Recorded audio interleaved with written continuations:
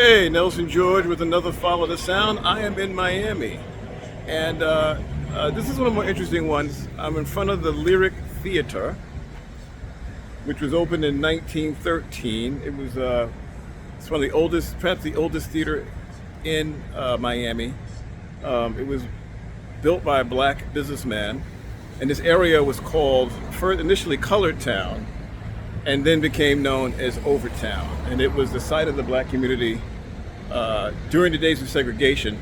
Miami was a very segregated city to the point where if you were a black person who wanted to go to Miami Beach or some of the more richer white areas, you literally needed a pass from your employer to get an entry. And so this area here of Overtown, I'm on Northeast 8th Street and 2nd, was sort of the heartbeat, and Lyric was a central part of the black community here. You know, I'm talking about Bessie Smith played here, the Fifth Jubilee Singers played here, so that's how far back the theater goes.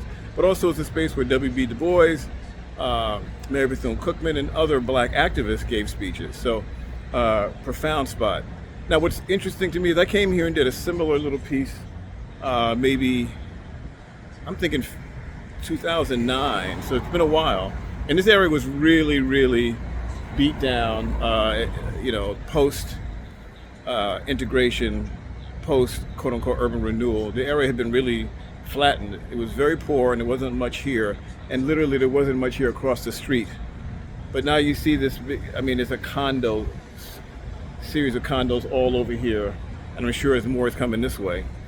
Area has become incredibly gentrified in probably the last 10 years with a ton of buildings.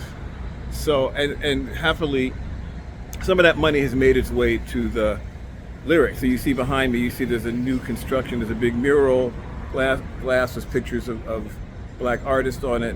And it's become a cultural center, a nonprofit that's been run by people down here. So the Lyric Theater has survived and it seems to be doing okay. But it's definitely being dwarfed by all of the cultural change that's happening around it. So the Lyric Theater lives. It's a living testament to the history of black Miami. God, this area of Overtown, over here was where there was the Club Harlem Square, where Sam Cooke recorded one of his amazing live albums. If you've never heard it, find it. All the black entertainers had to stay here back in the day because of segregation in Miami proper. So it's great that the Lyric Theater exists and it's here to represent that. At the same time, it's kind of weird to see that, wow, how, whatever the memory of Overtown, the Lyric is one of the last big sort of memories of what this used to be. So here in Miami, I'm going to try and hit a couple more follow sounds while I'm here. Talk to you soon.